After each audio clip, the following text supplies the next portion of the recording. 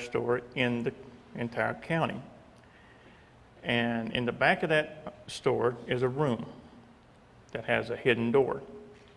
I walked by that wall with the door numerous times with my dad and my granddad. Did not know what was there. So I was taken in with my mom, by my mom, and we went through the door. And in this room was about 8 to 12 other kids about my age. I was 6 years old. And they're all sitting at these little low kindergarten type tables. And they all have puzzles. And they're trying to put the puzzles together. Now, walking around the room is a lady of European descent with an extremely heavy accent. And she comes over to me and helps me take my jacket off and sits me down and asks me if I'd like to play. 6 years old. Of course I want to play. She gives me some puzzle pieces and says, make a picture out of the pieces.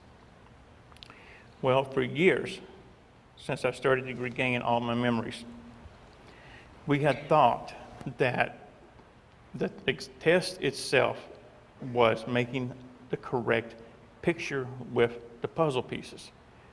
We don't believe that's so now. What we think it was now was the lady's name was Helga.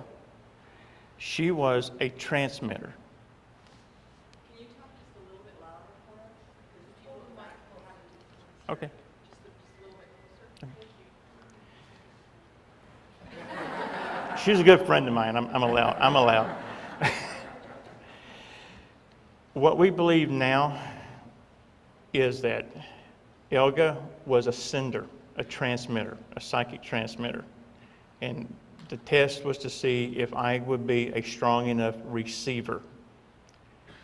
Because as the project transgressed through the years, we were mated up with another. One being the transmitter, one being the receiver. One being the spotter, one being the shooter. And that's how we wound up being 2 and 3-person teams, sometimes 5.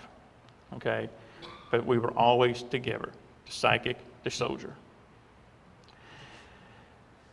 Now, I'm just going to jump around a little bit because I have an hour, and I'm going to assume most of you have seen the interview at one time or another. Okay. Project Talent, the easiest way to explain what Project Talent was, it's basically, or was basically, the taking of other people's talents and using it for their own purposes. Each one of us taken into this project had a specific talent, which the government took, trained, increased, enhanced, and exploited. We were never supposed to regain our memories, but some of us have. In 1966, in the group that I was in, there was 1,000 of us. There's less than 20 today. Half didn't survive. Now,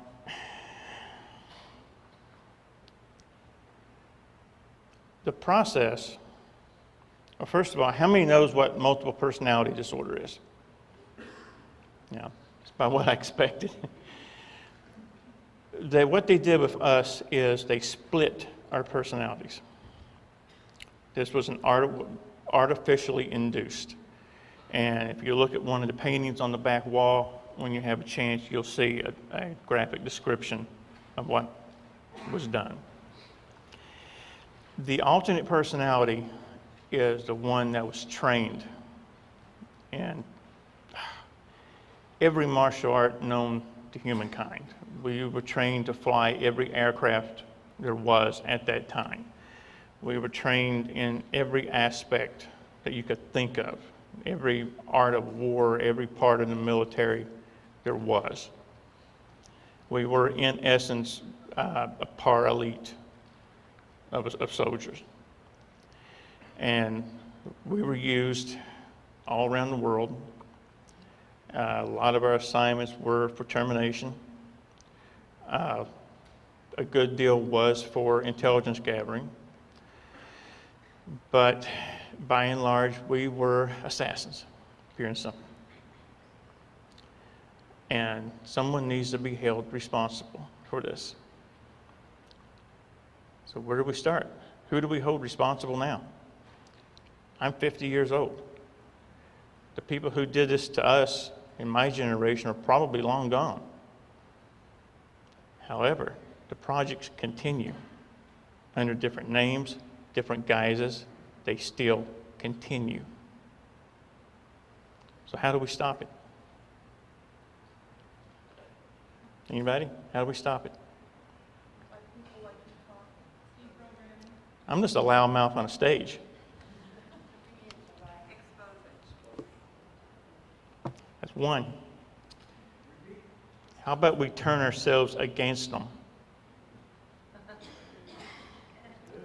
We were created to be a private army in the future. People ask me, what if you're exposing this, you went through all this, why are you still alive? I'm still alive for two reasons. I was part of a project. The project has not ended. It's still ongoing. The reason most of us are still alive is they hope to activate us one last time and be the protectors, the private army of the elite of this country. I'm not going to do it. And I don't know any of us that will.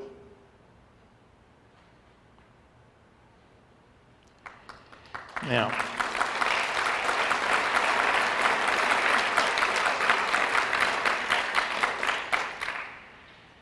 what I'm going to do with the rest of my time is kind of turn this over to the audience. You know, I don't have a whole lot new to talk about. I've pretty much done that. There's a lot of new things that is still in the hypothesis stage. I never say anything as fact unless I have 3 points of reference and proof to back it up. So what I like to do is turn this over to kind of a quasi Q&A, if you don't mind. So if anybody has anything that they would like me to add on to or to explain more, let's do that for a while. Yeah. She got her hand up for you. Why don't we have people queue up over here so we can That's have a fine. mic? Cool. We'll save time. Okay.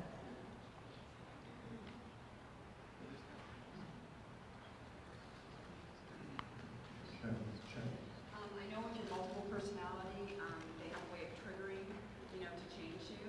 Have you found with any of the other people or with yourself, any way to be able to stop that? Whether it be like, I know that we have a third eye and a calcify, and, some way that you can fight back by not allowing that to be turned on, because how would you have any control if they turned on something that you don't have any control over? Well, what happened with me is I was in a car accident about 12 years ago, and I had to have an MRI done on my skull, and it didn't like the chip, or the chip didn't like it. So it's not completely deactivated, but it's been damaged enough. What's going on now with some of us is, this is going to sound so unbelievable. Our alternate personalities are beginning to merge with our primary personalities. What was once two people are now